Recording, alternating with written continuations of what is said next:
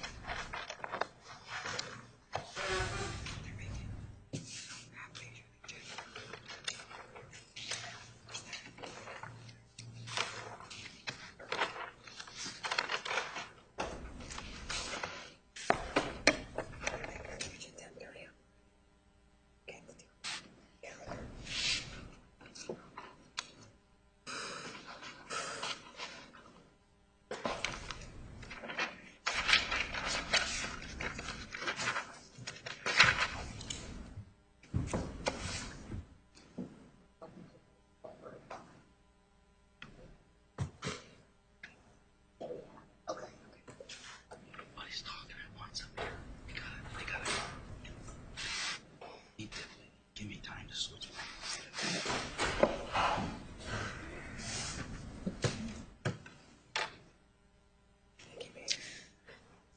All right, let's bring in the jury.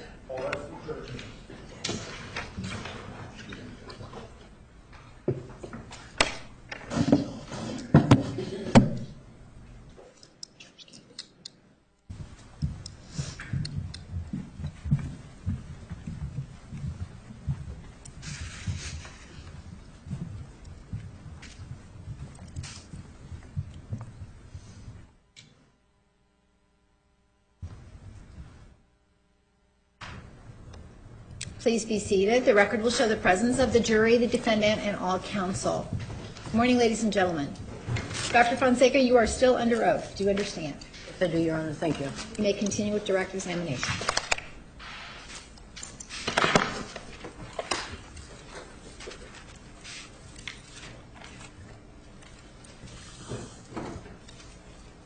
Good morning, Dr. Fonseca. Good morning, Mr. Nurmi. Good morning. Dr. Fonseca, last week, when we finished for the day, we were talking about the contents of Exhibit 385. If you recall, this is the email that Ms. Andrews had written to Mr. Alexander in September of 2007. Do you recall discussing that? Yes, sir.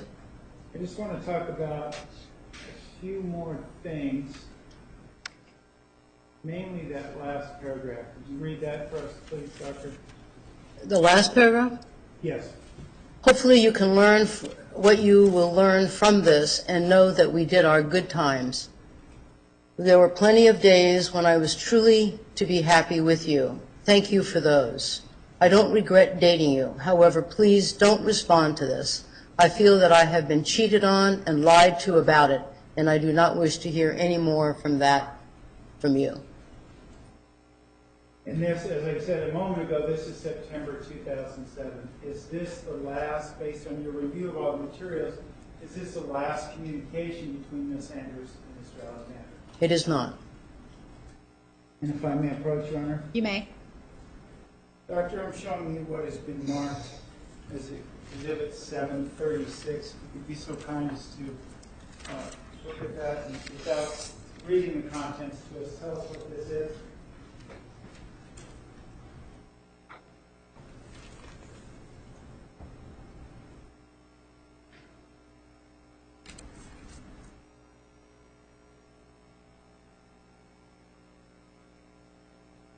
Yes.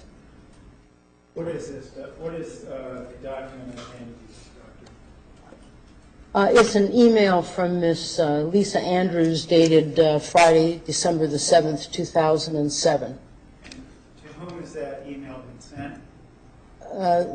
It is from Miss Lisa Andrews to Mr. Travis Alexander. And is this something you reviewed and considered in formulating your opinion in this case? Yes, I have. Your Honor, we would move to admit Exhibit 736. Any objection?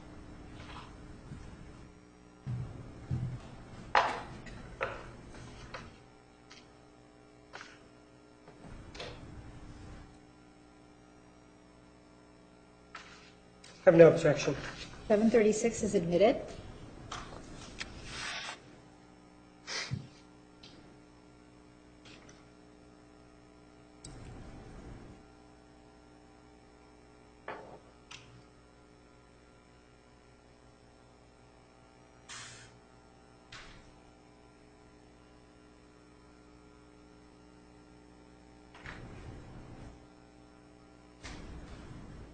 First of all, Doctor, is there anything to be made showing that this communication happened in December,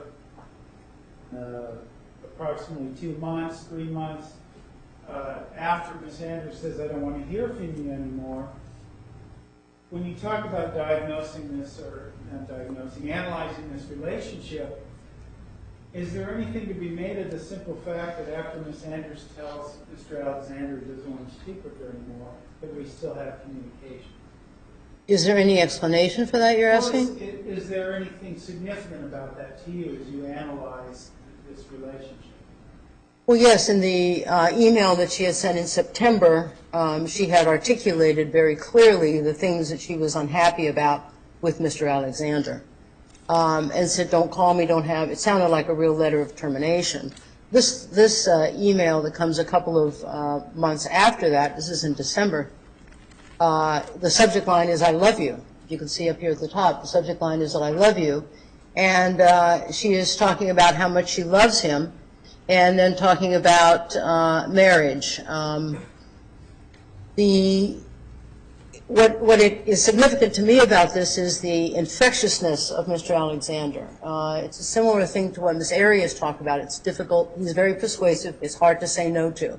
With Ms. Andrews, she's not, even though that email that she had sent in September was quite clear of the things that she was upset about, she's back in with him. And so I think it's part of this point to their hearts. They care about this man. He is cared for by a lot of people. He has a way with women. They like him. And I think in one of the emails to Ms. Andrews in the September email is when she states, there's a part of you that is awesome, basically. That's my word, awesome. And then she talks about this other piece. She's now talking about this piece that is great, that how he would like to be, how she would like to be, how he would like to be. So it's significant in that sense of telling me that this is another individual who's struggling of just staying away from Mr. Alexander. And in terms of struggling, if you told us last week that both Ms. Andrews and Mr. Alexander were members of the Mormon Church, correct? Yes.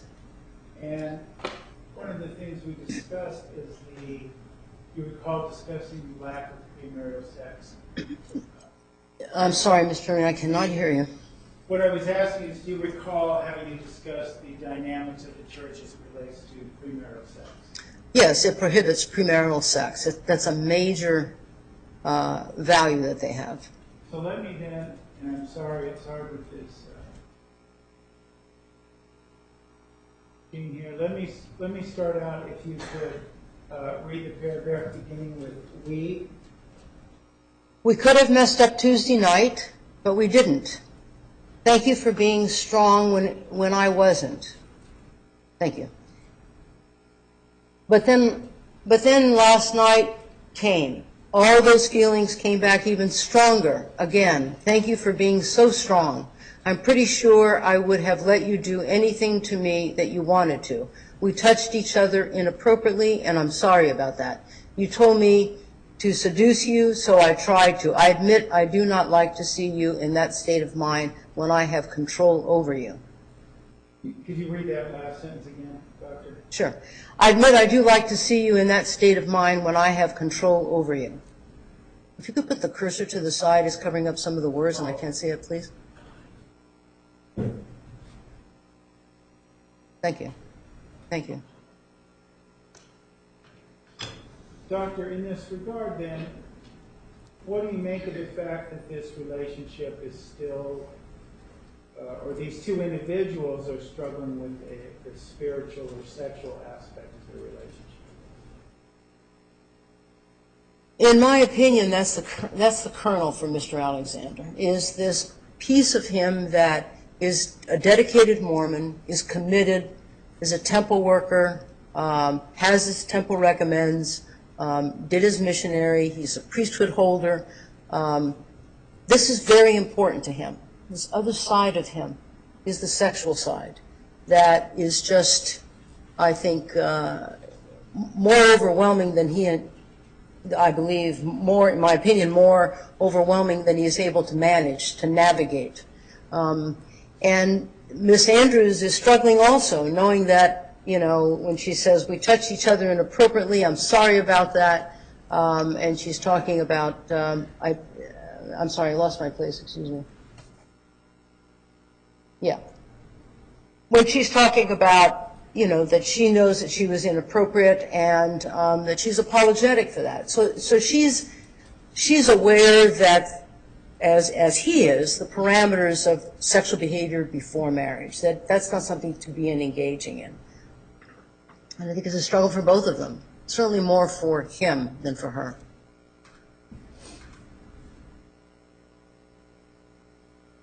I want to go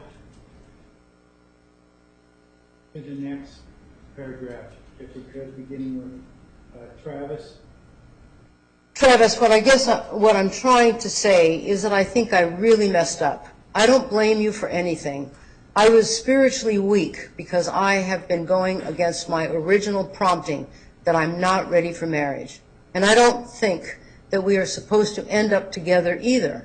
I'm sorry that I was so weak not to tell you before, but please know that I love you and probably will for the rest of my life in some ways. Do you see any significance in or correlation of the relationship with Miss Arias, or one that Mr. Alexander had with Miss Arias, to this idea that Miss Andrews seems to be accepting responsibility for his sexuality? Yes. Could you describe that for us? Well, when she's talking about, I don't blame you for anything, it takes two, but she wants to take all of it. It's almost just really relinquishing him of any kind of responsibility. Not too dissimilar from Miss Arias. It's my fault. Scope of the question. So state. I asked for the correlation. Pardon? I asked for the correlation. Restate your question. Well, how does that correlate to Mr. Alexander's sexual situation with Miss Arias? Well, Miss Arias didn't put up the parameters that Miss Andrews did. There were no boundaries there. I think Miss Arias, Miss Arias states there were no boundaries, that they really were free with each other. Now, they participated in consensual sex. They didn't do anything wrong. They participated in consensual sex, and somehow that's become just the focus. It's beyond that. It's the spiritual crisis, the spiritual struggle that Mr. Alexander had, and also Miss Arias, who brings that back, and also Miss Andrews, who brings it back to chastity and the tenets of the church. You mentioned earlier, though, that this, what a powerful struggle or battle this was for Mr. Alexander. What a what? Battling the spiritual side against his sexual energy. You said something to that effect. Yes. Do you see that playing out in this email, and if so, how? Well, the way I see it playing out here is that she's taking responsibility. I was spiritually weak. I don't blame you for anything. It's really my fault. Really kind of gets him off the hook. He doesn't have to take responsibility for that. She's taking it all. I think that's all I can say about that. Why don't we go to the last paragraph?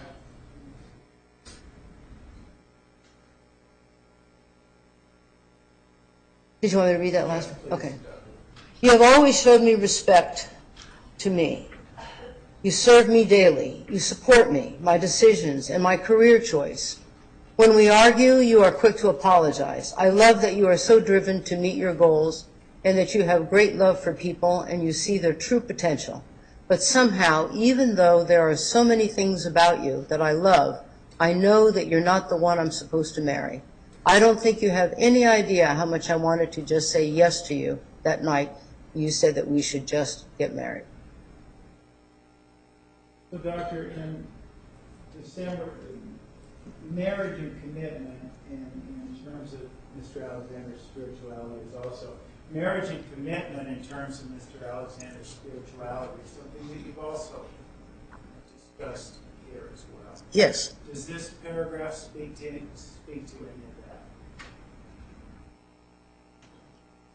that? To some degree, I would say that it does, particularly the first sentence. You have always showed respect to me. You serve me daily. You support my decisions, my career choice. You know, we already saw in an email that he wasn't very supportive of her career choice. With regard to the respect, I think I testified last week how Miss Andrews was part of this Mormon culture, this Mormon community that Miss Arias really sort of moved into. Miss Arias was a convert. Miss Arias was not really part of this community. Miss Arias was introduced to this community by Mr. Alexander. And that in and of itself gave her some sort of a status, if you will, because by association with Mr. Alexander, who was cared for, was respected. But he knew the difference between a convert and a pioneer Mormon. That is to say that Miss Andrews was well connected into this conservative community, knew the tenets of the church, the values of the church. Miss Arias was really from the outside coming in and being taught those, and perhaps that's why Miss Andrews was more readily available and equipped to set up those parameters with regard to sexuality. And Mr. Alexander, as we have seen and may see later, I don't know what you'll be given, but getting married was a big deal for him. He was aware that if he turned over 31, he was going to be out of the singles ward and he couldn't participate in that anymore. That was pressing. He was looking for a wife. The pressure of looking for a wife was such that he would connect with one person and thought this was the one, and that didn't work, and he was going to go to this one here. Every time he did that, he seemed to be much more distressed about that. And it's clear in the emails, particularly in one of the pieces that he writes, about how people make a big deal that he's single. So I think he sees Miss Andrews as someone who is respected in the community, part of the community. And my opinion is that he's going to watch his P's and Q's with Miss Andrews because this is the gal who has high value in this community. And I think that's why Miss Andrews didn't see a lot of those aspects that Miss Arias saw with regard to Mr. Alexander. She saw a slice of that when she delineated that in her September email to Mr. Alexander. Doctor, the other question I have for you regarding this paragraph is, this sentence makes it seem as if they are at least discussing, or Mr. Alexander might even propose marriage to Miss Andrews in December of 2007. What do you make of the fact that Mr. Alexander was proposing or suggesting marriage to Miss Andrews at the same time he's carrying on a relationship with Miss Arias? Well, I think that's just consistent with what I have reviewed. Remember, I have reviewed emails, instant messages from Mr. Alexander that he has sent to other women simultaneously that he's having a sexual relationship with Miss Arias, simultaneously that he's dating Miss Andrews or other women. He also has a bank of emails where he is interacting with other women, asking for their pictures, asking for oral sex. So those three different kinds of activities have been going on simultaneously, unbeknownst to Miss Arias, unbeknownst to Miss Andrews, unbeknownst to Mr. Alexander's families and friends. It's an unknown, and this is why I have made reference to that there's a mastery of deception here. He was effectively able to do these and participate in these kinds of activities without anybody really knowing. And that is the reason why there's such a shock as to these other curricular activities, because Mr. Alexander didn't project that kind of image. He really projected the image that he really wanted to be, which is a good Mormon, a good, active, dedicated Mormon that was not straying away or taking a left turn off the main highway, and he's participating in activity that is unacceptable for the Mormon Church.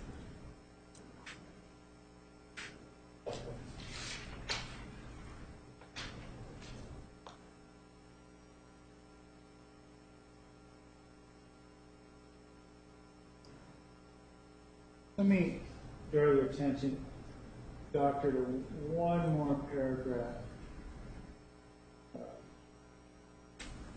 that begins with, "Baby, I still love you." You could read that for us. Baby, I still love you. I want you to know that. And I don't mean to cheapen it by saying it so many times in this email.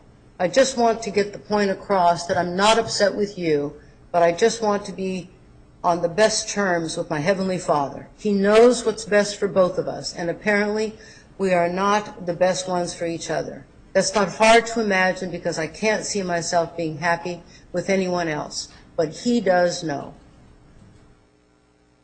Is this more evidence of that spiritual struggle, the power of this in Mr. Alexander's life as well as Miss Sanders? Yes, it is, and it is unusual to have young people in our society, American society, it's not that it doesn't exist in our society, to have a spiritual awareness, to be committed. It's to this degree. I think many people it is my opinion that when people hear of Mr. Alexander boasting being a 30-year-old virgin, that it's unfathomable to those Americans that are not part of this conservative spiritual culture. You can't relate to that. Probably see Mr. Alexander with all his extracurricular activities as a red-blooded American man. He's a red-blooded American man that's Mormon, and in that community that is not acceptable. And that was a real struggle for him. That's clear all the way through in his scripture writing, in one of the emails that he has with a woman who is Mormon. He wants to know, how far can we go? She wants to talk to the bishop. He doesn't want anything to do with that. So it is a continual underlying current for him. It's an ongoing struggle that just picks up momentum. The more intense he gets with Miss Arias, the more he explores his sexuality with Miss Arias, the more frequency, the more intensity that is, the more difficult and pronounced that struggle becomes for Mr. Alexander. Thank you, Doctor. And Your Honor, if I may approach. You may. I want to begin again talking back to Ms. Arias by drawing your attention to what's been marked as Exhibit 737. Without reading the content of that, could you tell us what that exhibit contains? It contains text messages between Ms. Arias and Mr. Travis Alexander in January of 08. January 2008? January 2008, I'm sorry, yes. Move to admit Exhibit 737. Any objection?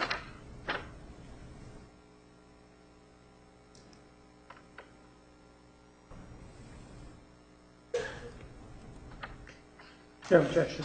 737 is admitted.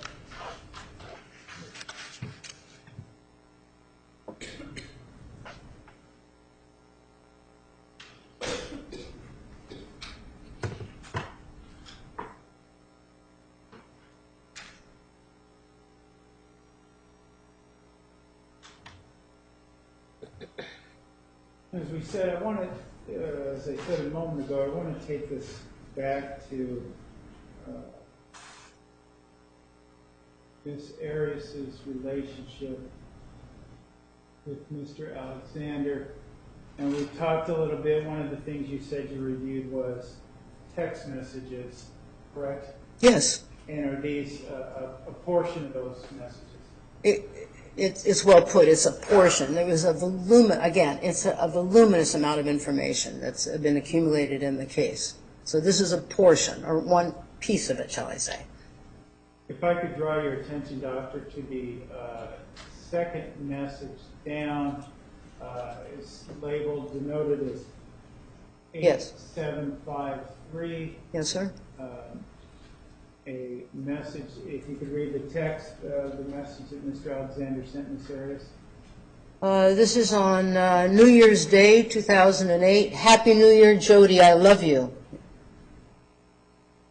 So we know from this, as after a few weeks later, of having this interaction with Ms. Andrews and discussion of marriage, on New Year's Day, he's telling Ms. Arias that he loves her. Yes.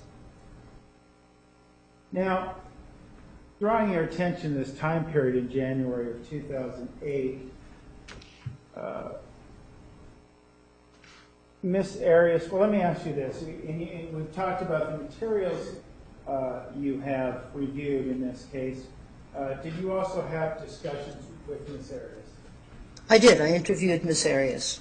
And about how long or how many hours did you say you interviewed Ms.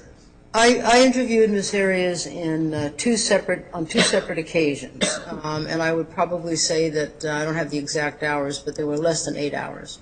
Okay. And going back, if we could take a step back before we go into some of the things Ms. Arias told you, I think it'd be a good idea to talk about other interviews you did or didn't do. We saw emails between Mr. Alexander and Mr. and Mrs. Hughes, Chris and Scott Hughes. We saw those a while back.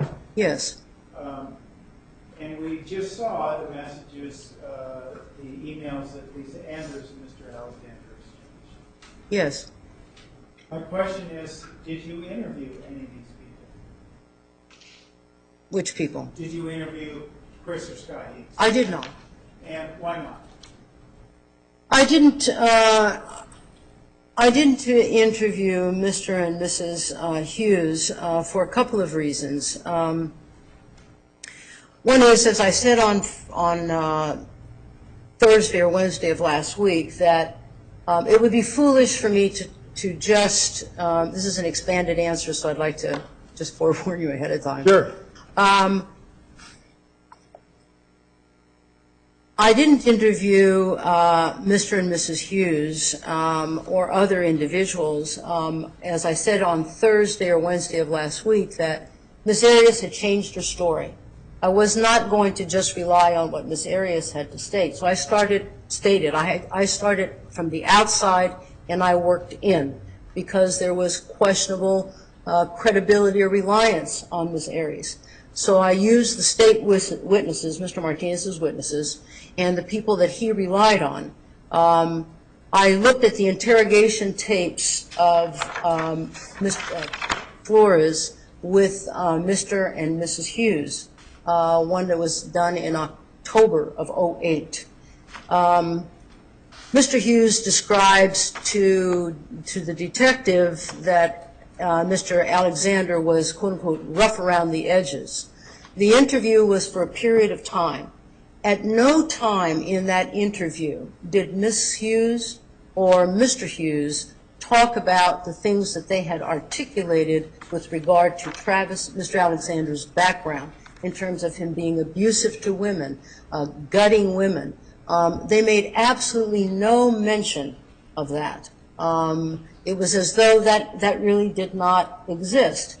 So tendency people do is when someone passes away, particularly under such circumstances, is to edify the individual, to think positive things when one's reflecting back on the individual. So I felt that when I saw that interview by the detective with Mr. and Mrs. Hughes and saw that whole piece not even mentioned, I felt that that process of edification was already taking place. And I didn't think that that would have been as clean. So the closest to the crime, or the closest to the interrogation that I could get, I think the cleaner and the more clear the story was going to be.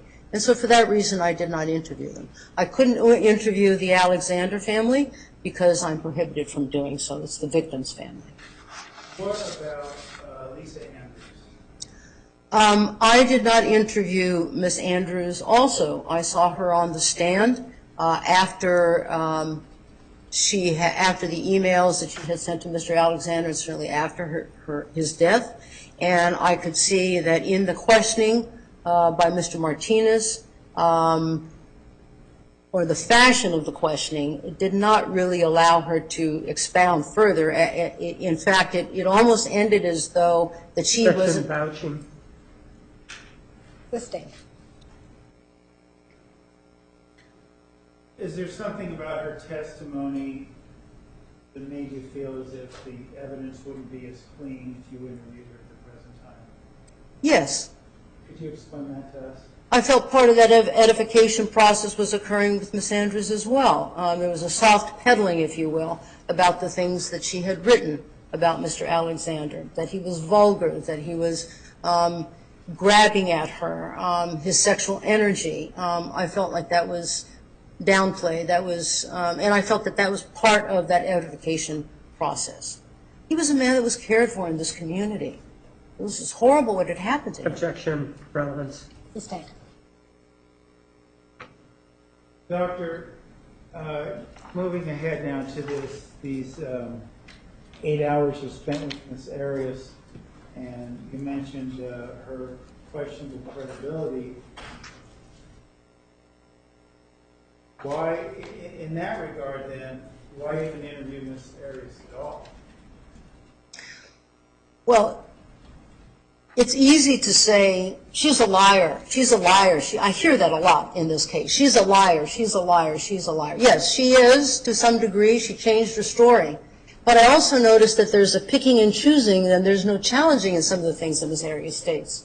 For example, the time that she arrived there, the fact that she had sex with Mr. Alexander. And there's other aspects that Ms. Arias has reported that is accepted as truth. So that was why I interviewed her, because there were yes, she did change her story. Yes, there were limits of credibility with regard to her story, but there was a lot there that she was saying that people were not questioning about, that they took as value, that was truth. In this regard then, I want to direct your attention to the portion of the discussion with Ms. Arias, perhaps in accord would be your review of her testimony at the prior trial. Based on reviewing these items or in having this review, do you recall a event of significance happening in the relationship between Ms. Arias and Mr. Alexander in January of 2008? Well, January 2008 was a turning point in this relationship. How so? It was a turning point in the sense that Ms. Arias describes, alleges that she walked in and like a foundation, which interview that she had. Sustained.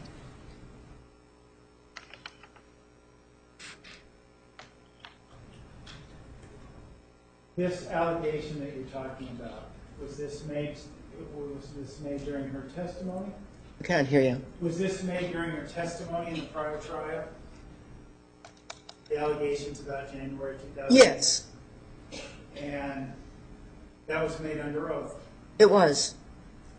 And did this subject of what occurred in January 2008 also come up in your interviews together? Yes.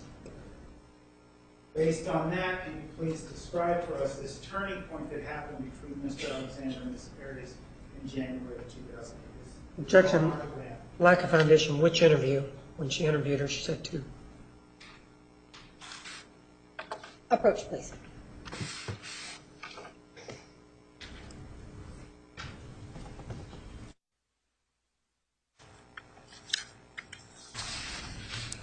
Doctor, as it relates to the interviews,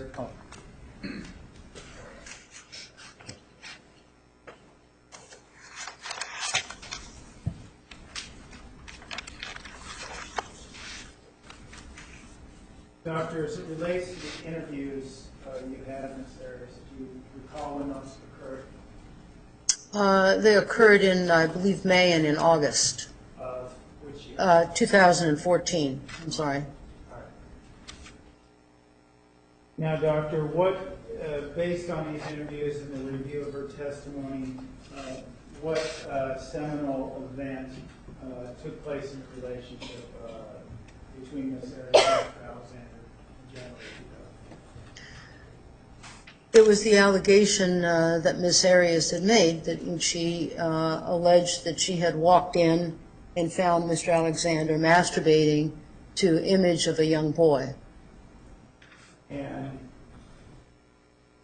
in terms of both the testimony and in the interview, could you provide us with further description of this report that Ms. Arias gave? She alleges that she walked in and found him masturbating to an image of a young boy, that there were pictures available there, and she ran out when she had saw them, and reported vomiting and having an incredible headache, and having to lie down. She had left the premises, talked about vomiting, getting an incredible headache, and lying down. What was salient for me is that description. Objection beyond the scope. Sustained. Which part of her description was salient for you? What was salient for me is that what she described, the vomiting, being that disgusted, is not an uncommon response when a romantic partner discovers something intimate, sexually related about their partner. That maybe their husband is a cross-dresser, that maybe their husband uses the makeup, maybe the husband has a fetish, that the husband may be homosexual, or the husband may be bisexual, that there is an almost that kind of a response. So the response that she described was salient to me, so I paid attention to that. After she had left, she reports that he tried reaching her. They finally reconnected, and the next day, he had asked her for some money. Mr. Alexander. Let me interrupt you. Okay. If I could, Doctor, because I think a question comes up. We could use your expertise for explanation of this. She sees this. Why not go and just keep going? Why pick up the phone and continue to interact with Mr. Alexander? She loves him. She cares about him. She loves him. And he provides, according to her, some explanation about that he was a victim of abuse, that having sex with women makes him more normal. And she reported that he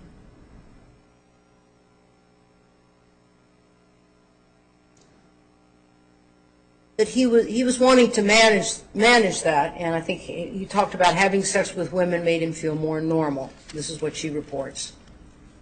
Well, and I don't mean to belabor the point or sound too nitpicky, but she loves him so much. This is a pretty horrific report. How is this love so powerful? Or is there something about Ms. Arias and that suffering and silence that we talked about in days past that made her different? Because some women might have said, I'll see you later. I don't care if I love you. This is too much. That is true for some women, but it wasn't for Ms. Arias. Ms. Arias loved him and felt that she could help him manage that. She was continuing to wanting to be an important person in his life, and it's likely that made some sort of a difference. She says later on in a journal that he wants to marry her, but there's something with that boy. I can't put a finger on it. It's almost a quote, not exact, but something along those lines. In other entries, she's aware that she cares about him, but this has made a difference, and it's changed the dynamics in the relationship. He now has become significantly more abusive physically. Now, I want to say that I don't believe Mr. Alley. I don't. Objection beyond the scope. Sustained.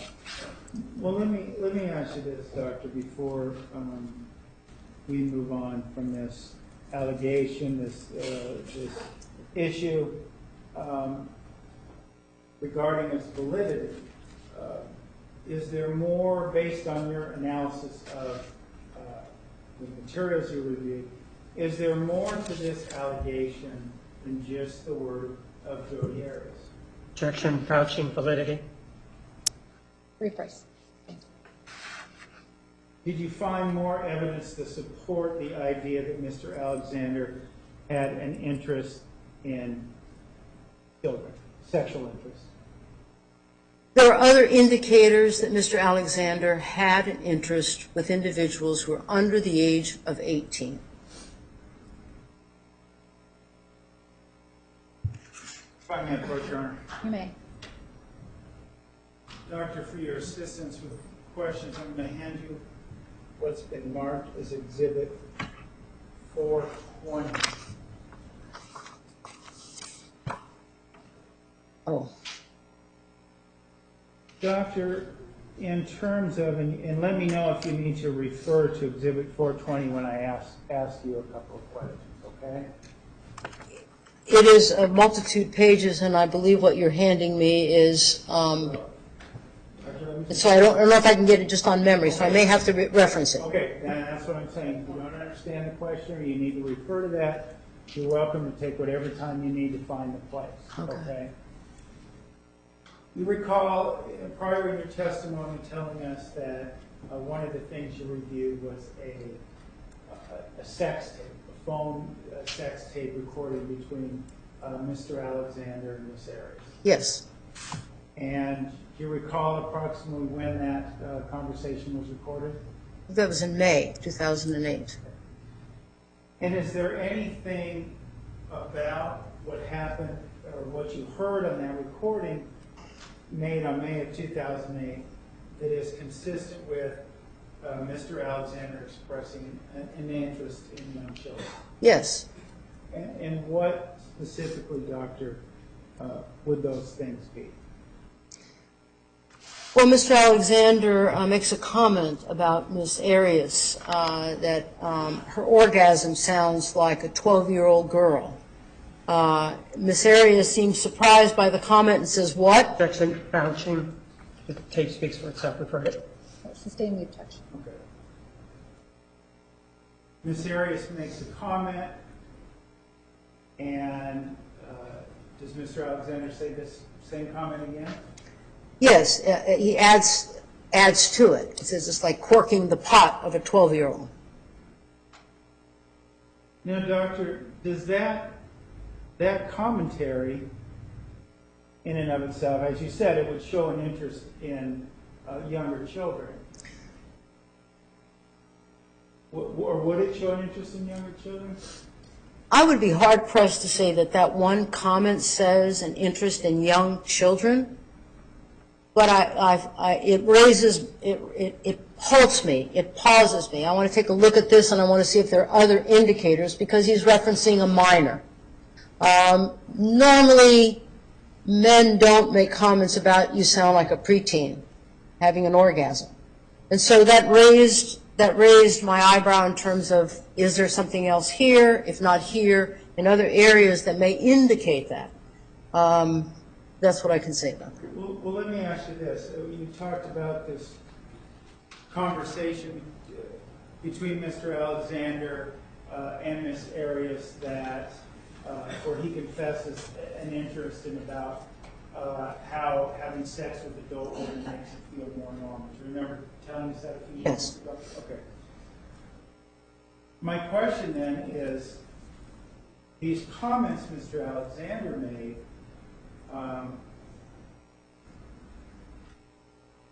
is there any way to correlate, for example, his comfort level? He didn't say that to another woman. He said that to Miss Arias, whom he, based on her report, he's already confessed such an interest in, too.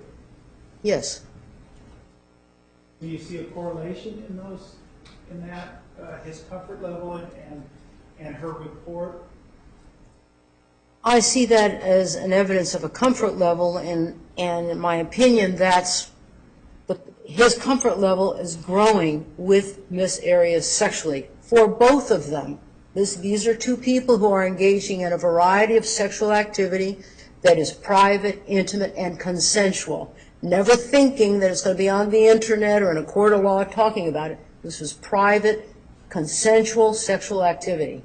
And when, in my opinion, is when as they both enjoyed each other, They both pushed the boundaries. He was more the initiator of that. You can see that in the things that he talks about, particularly in this conversation. He's talking about wanting to make legitimate porn, taking different kind of angles, different kind of shots. This doesn't come from Miss Arias, who's the photographer. Section vouching, they heard the tape, they don't need her to say. Overall. This comes also from Mr. Alexander. I want this pose, I want that angle, I want to do this, use a timer. He talks about doing 69. Miss Arias says, well, how do you do that? He says, we're going to do a timer. So he's thinking about producing, directing, making pornographic material for them, not to go sell it. He doesn't talk about that. This is all consensual activity of two people in private activity, not wanting the world to know. But in doing that, he is exploring and experiencing his sexuality to levels that is not evidenced in the other things that I had reviewed. So his comfort level, his sexual level, comfort sexual level with Miss Arias, and hers with him, is high. Well, Doctor, I don't want to go beyond the point here. Let me ask you this. We saw in earlier evidence a picture of Miss Arias on the bed in pigtails with your pubic hair. Is that further interest or something that would pique your interest, I guess, in deciding whether or not Mr. Alexander has an interest in underage persons? Yes, well, it is depicting Miss Arias as a younger person, pigtails, no pubic hair. That's very young-like, rather than a grown woman with pubic hair.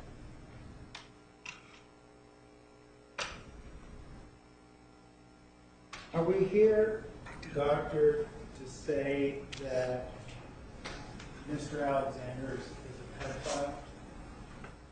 I am not here to diagnose, treat, or make recommendations for treatment, and I have not used the word pedophile in reference to Mr. Alexander. And that's not a word that I'm reaching for, or a diagnosis or a hypothesis that I have for Mr. Alexander of him being a pedophile.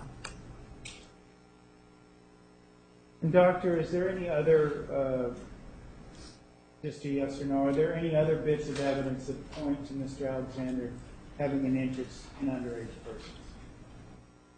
In reference to this particular evidence piece, Everything that you've reviewed.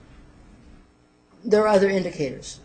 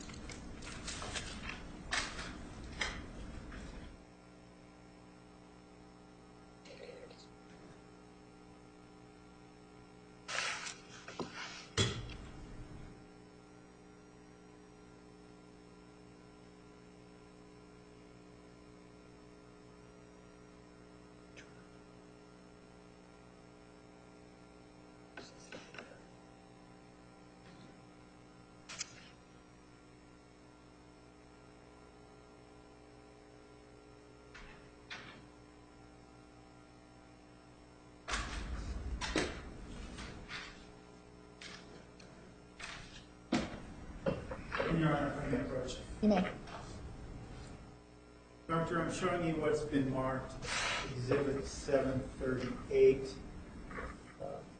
Without going into its specific content, would you be so kind as to advise us what is in that exhibit or what it is? This is an instant message, it looks like. Was it an instant message? Yes, an instant message from Julie Haslam to Mr. Alexander. And this is a conversation they had. When did they have this conversation? This is a conversation that they had May 19th, 2008. And is this something you relied upon in formulating your opinion in this case? Yes, sir. Your Honor, the defense would move to admit Exhibit 738. Any objection?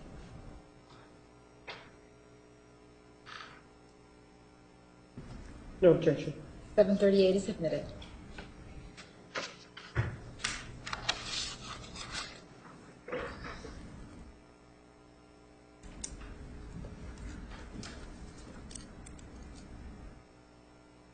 Now, doctor, there is again, going back, you said this took place, excuse me, in May 19th. May 19th of 2008.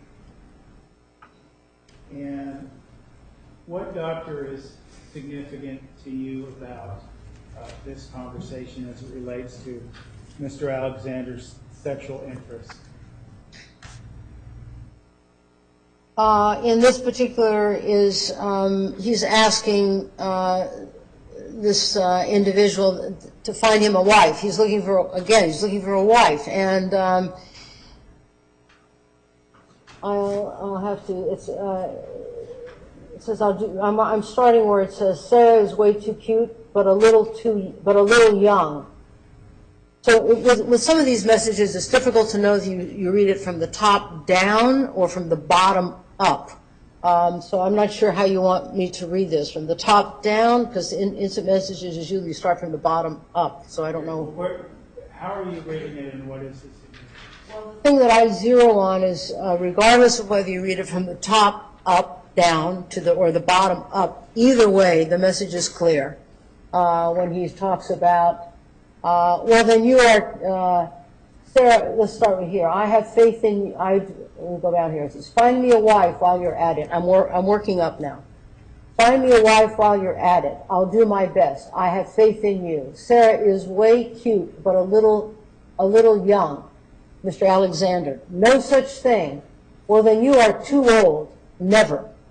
So, he is too old. I don't know how old Sarah is. But there's no borders there. Age for him, there's no borders there. That's the implication for me. And does that... And she responds by saying, then you're too old. I mean, I think she sees that broad and says, well, then you're too old. Regulation. Overruled. Does this lack of a concern about age disparity, do you draw any correlation between this and the relationship that Mr. Alexander was having with Ms. Andrews? Objection, lack of foundation, age of the girl. Sustained. Will we approach? You may.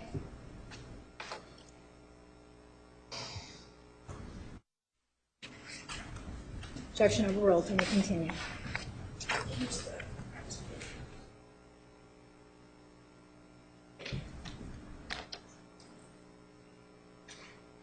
Objection overruled. You may continue. Doctor, do you recall the question? No, sir.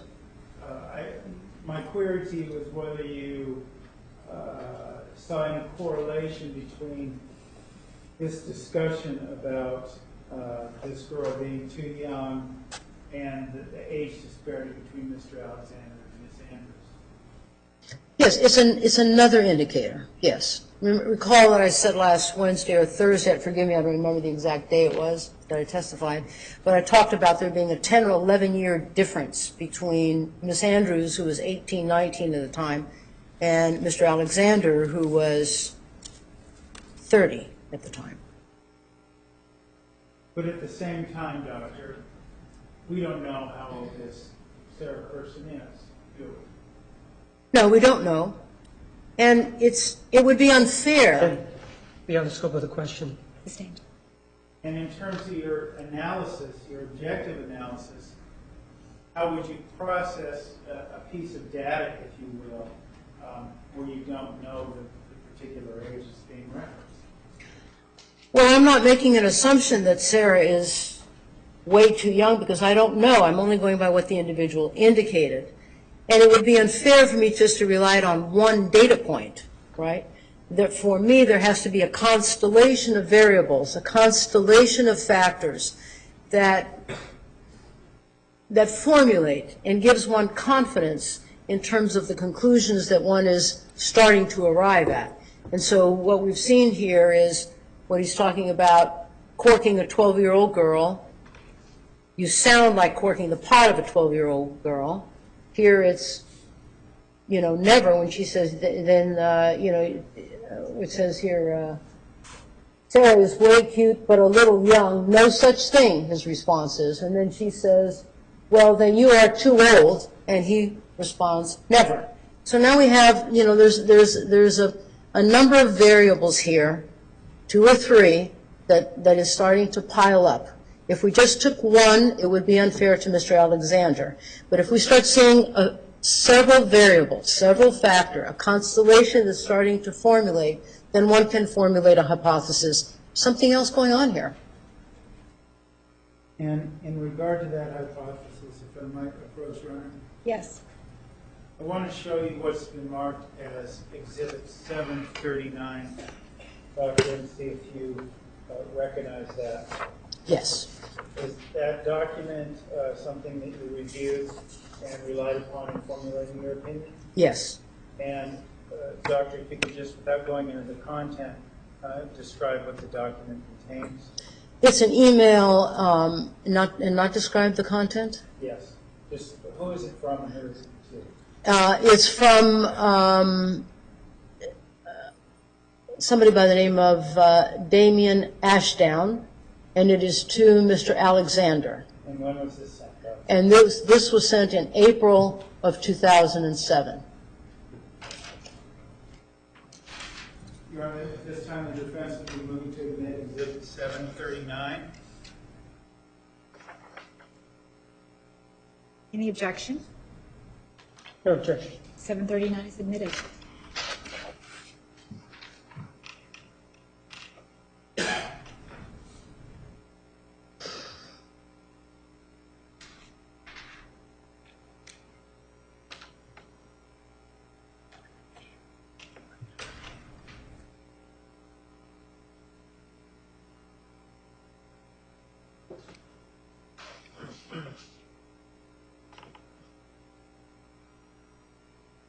Showing you now, Doctor, what has been marked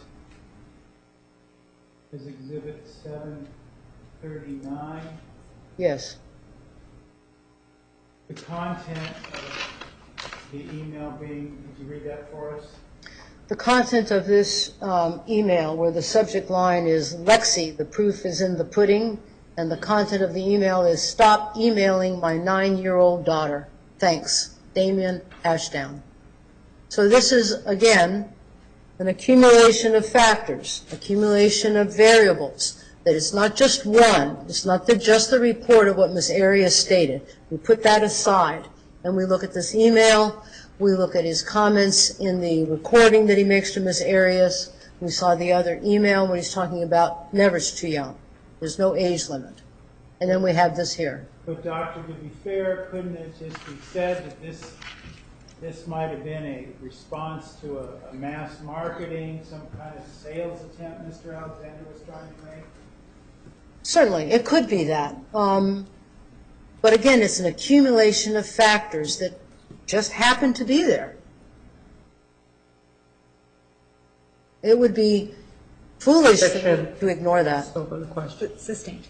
Do you believe it would be foolish of you to ignore that? Objection leading. Overruled. It would be foolish for me to avoid these different factors that are accumulating. As distasteful as it sounds, as offensive as it is to the family, it's difficult to give this testimony with regard to that, but it would be foolish for me to ignore these kinds of things that are popping up here. It's unpleasant to hear, it's unpleasant to testify to. Well, Doctor, let's talk about, I want to see if we can correlate this to some of the testimony you gave last week. We talked about unusual sexual proclivities. Did I get those words right? Yes. Okay. And you talked about how those who get involved in relationships and learn that their partner may have unusual sexual proclivities feel inadequate. Do you remember giving us that testimony? Yes. Okay. So, based on the report of Ms. Arias and some of the other objective evidence confirming this report, we're at a point in time in January 2008 where Ms. Arias could be feeling inadequate, maybe perhaps because of her age or what have you. What kind of impact does that have on the relationship between 2000 and Jodi Arias? Well, Ms. Arias is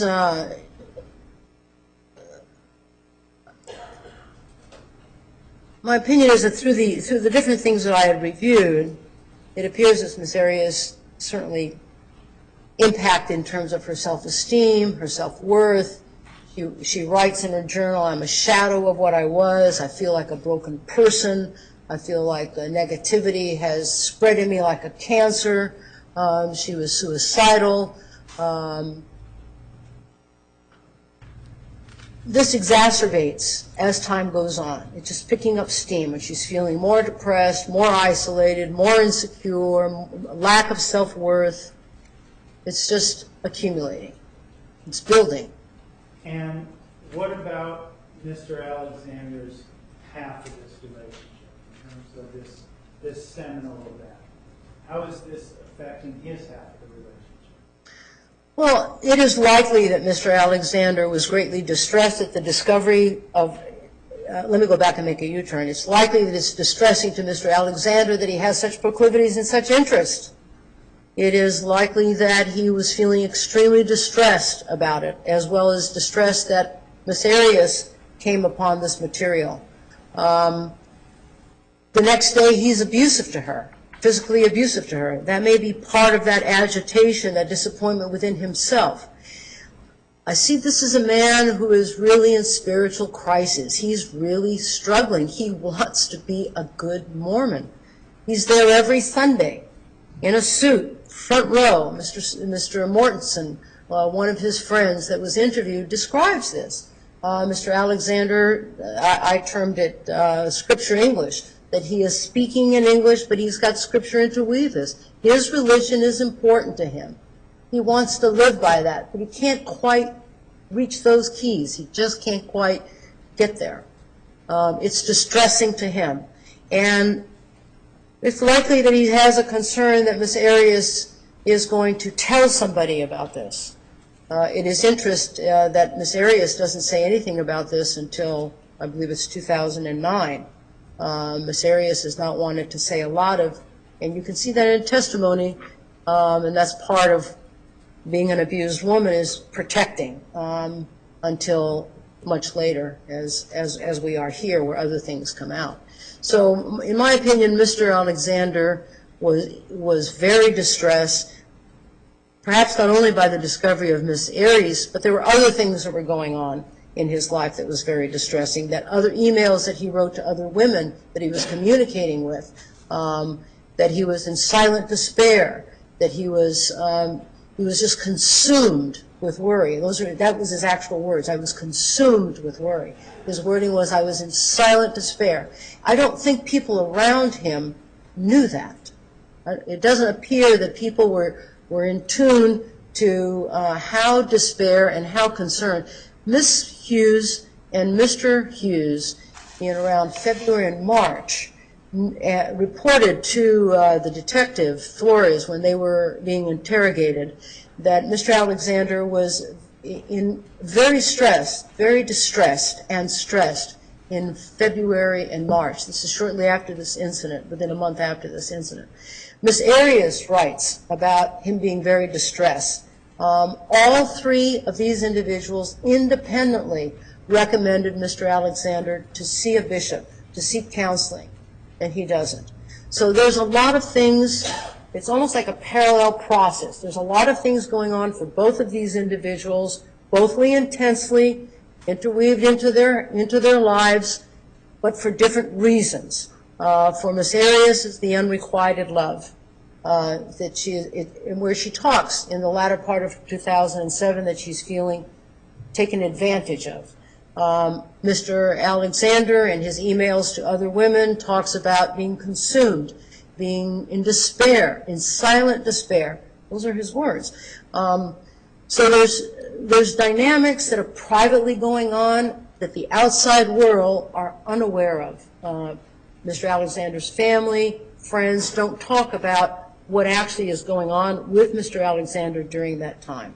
He describes it in some of his emails to other women. Some he describes to Ms. Arias. Well, Doctor, let me ask you this, because you talked a lot about what you speculate Mr. Alexander might be going through and the like. Last week, I posed a question to you about whether or not you were here to diagnose Mr. Alexander. And in saying these things, are you diagnosing Mr. Alexander? No, I'm not diagnosing Mr. Alexander. I'm not diagnosing Ms. Arias. What I did was that I looked, as I stated many times, a voluminous amount of That's information. been answered in beyond the scope of the question. Sustained. Well, let me ask you this, Doctor.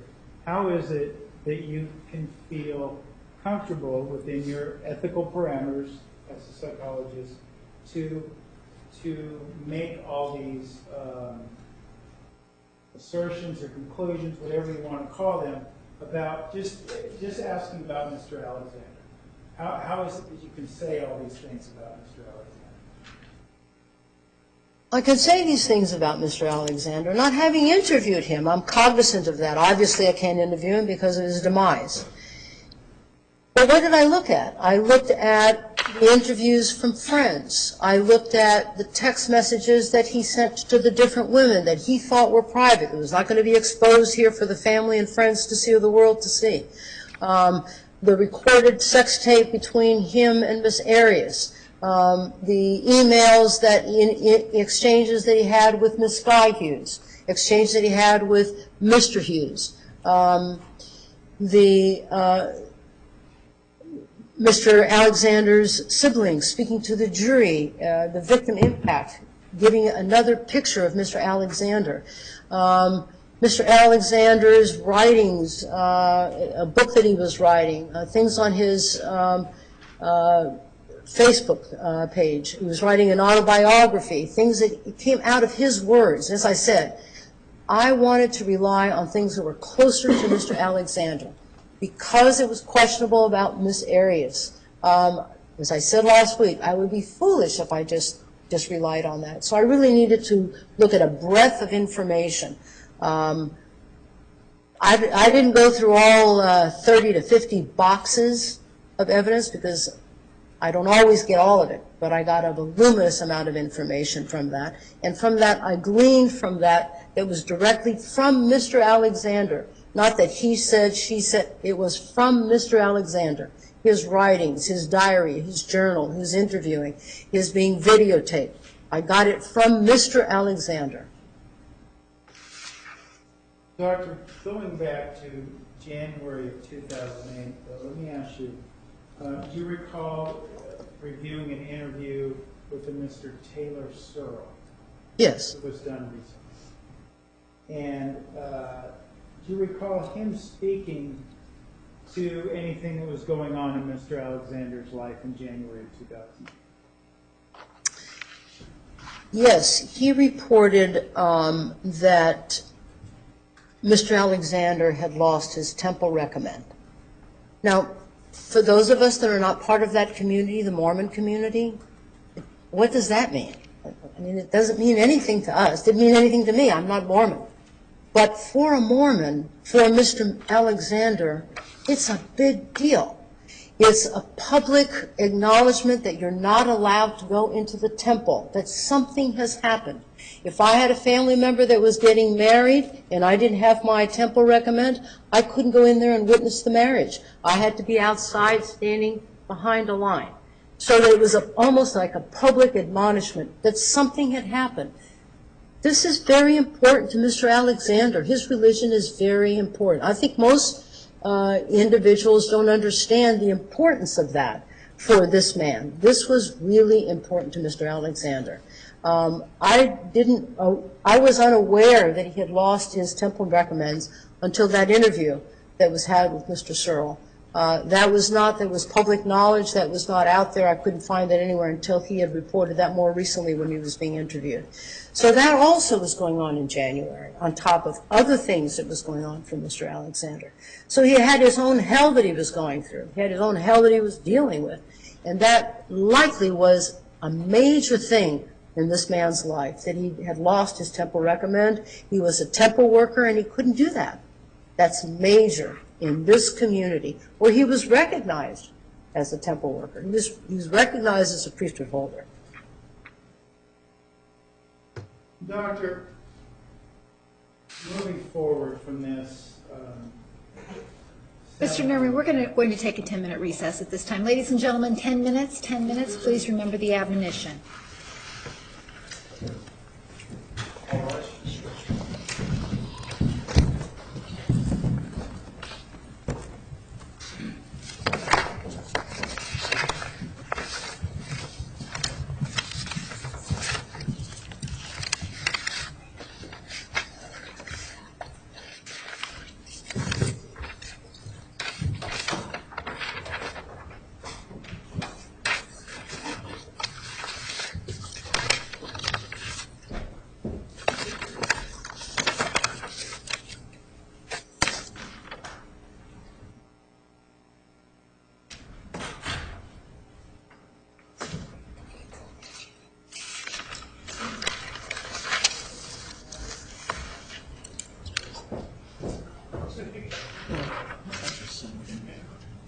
He goes up there. So we can look at the eagles.